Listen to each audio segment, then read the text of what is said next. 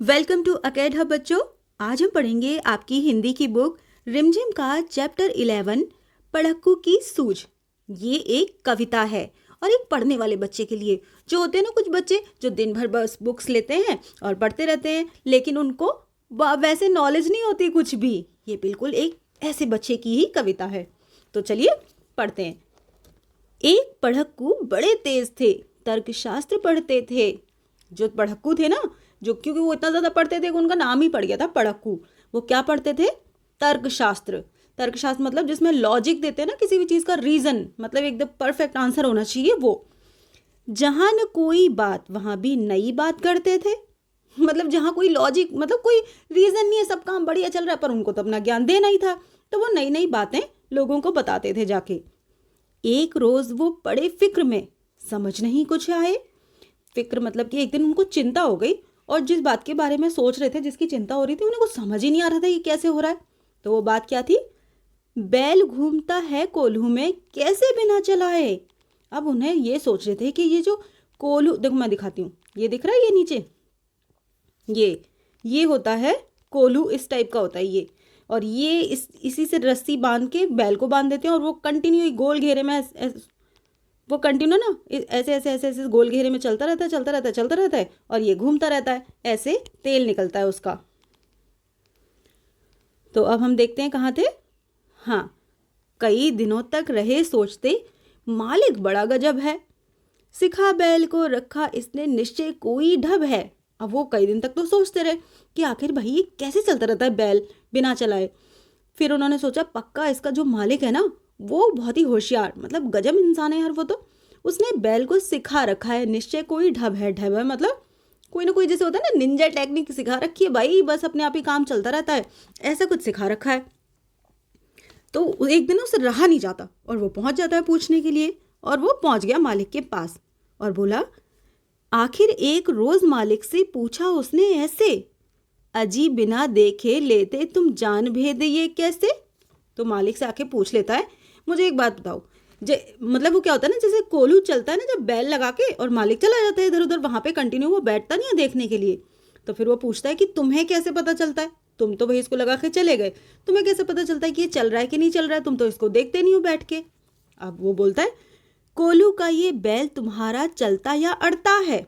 मतलब तुम्हें ये कैसे पता चलता है कि तुम्हारे ये जो बैल है ना, ये कंटिन्यू चल रहा है। अड़ना मतलब कि एक जगह अड़ के खड़ा हुआ है, या फिर कि ये खड़ा हुआ है। रहता है घूमता, खड़ा हो या पागुर करता है। ये घूम रहा है कि ये खड़ा है, या ये पागुर, पागुर मतलब कि जुगाली करना। कभी आपने देखा है ना गाय भैंसों को, वो बैठ के कंटिन्यू मुंह चलाती रहती हैं, चलाती रहती हैं, चलाती रहती हैं, वो घास को लगातार खाती रहती हैं, उसको कहते हैं जुगाली करना। तो वो क्या पूछता है मालिक से कि बिना देखे तुम्हें कैसे पता चलता है कि तुम्हारा बैल चल रहा है कि खड़ा है, या जुगाली कर रहा है, या क्या कर रहा है।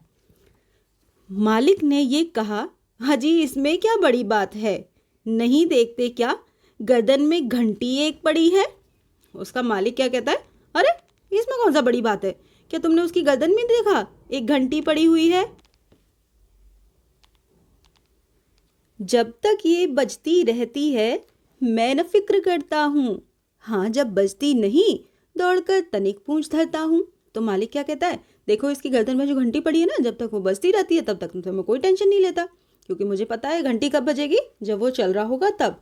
हाँ जब बजती नहीं दौड़कर तनिक पूंछ धरता हूँ, लेकिन जब घंटी बजनी बंद हो जाती है तब मैं फटाफट से आता हूँ और इसकी पूंछ को पकड़ लेता हूँ। आपने देखा है ना कि उसकी किसी भैंस की पूंछ या बैल की इतनी सेंसिटिव होती है, उसमें मक्खी भी बैठेगी ना, फटाक से उड़ा देती है वो, तो उसको आप हाथ नहीं लगा सकते। तो जैसे ही वो पूंछ को पकड़ता है तो वो आगे बढ़ना शुरू कर देती है। कहा पढ़क्कू ने सुनकर, तुम रहे सदा के कोरे, बेवकूफ, मंतिक की बातें समझ सकोगे थोड़े। अब पढ़क्कू को तो अपना ज्ञान तो देना ही था, उसने कहा तुम तो रहो सदा के कोरे, मतलब तुम तो बेवकूफ ही रहे। बेवकूफ, मंतिक की बातें समझ सकोगे थोड़े। मंतिक मतलब होता है तर्कशास्त्री, जिसकी वो पढ़ाई कर रहे थे, मतलब वो अपनी बात कर रहा था कि तुम ना मेरी बातें थोड़ा ना समझ पा रहे हो। अगर किसी दिन बैल तुम्हारा सोच समझ अड़ जाए, चले नहीं बस खड़ा खड़ा गर्दन को खूब हिलाए।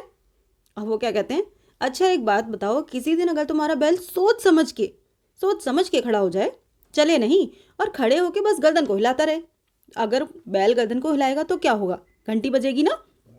तो बस उसी के बारे में कह रहा था। घंटी टुन टुन खूब बजेगी, तुम न पास आओगे, मगर बूंद भर तेल सांझ तक भी क्या तुम पाओगे। तो बताता है अगर ऐसा किया बैल ने, उसकी तो घंटी बजती रहेगी और घंटी की आवाज़ सुन के तुम तो आओगे नहीं, और जब बैल चलेगा नहीं तो उस कोल्हू में से तेल निकलेगा नहीं, तो बूंद भर भी तेल तुम्हें शाम तक नहीं मिलेगा। क्या तुम्हें ये बात पता है। मालिक थोड़ा हंसा और बोला कि पढ़क्कू जाओ, सीखा है ये ज्ञान जहाँ पर वहीं इसे फैलाओ। वो बोलते हैं एक काम करो, तुमने जहाँ से पढ़ाई की है ना, अपना ज्ञान भी तुम वहीं दो, हमें मत बताओ। यहाँ सभी कुछ ठीक ठाक है, मतलब मेरे यहाँ सब कुछ बहुत बढ़िया है, ये केवल माया है, बैल हमारा नहीं अभी तक मंतिक पढ़ पाया है। तो वो ना उसको एक तरीके से कमेंट पास कर रहे थे, उसको ना बता रहे थे कि देखो हमारा बैल तुम्हारी तरह इतना दिमाग नहीं लगाता, वो बहुत बढ़िया है, सीधा साधा है, वो अपना काम करता रहता है और सीधे सीधे चलता रहता है। तो ये थी हमारी आज की कविता, जिसको लिखा था रामधारी सिंह दिनकर ने। तो कैसी लगी आपको ये कविता।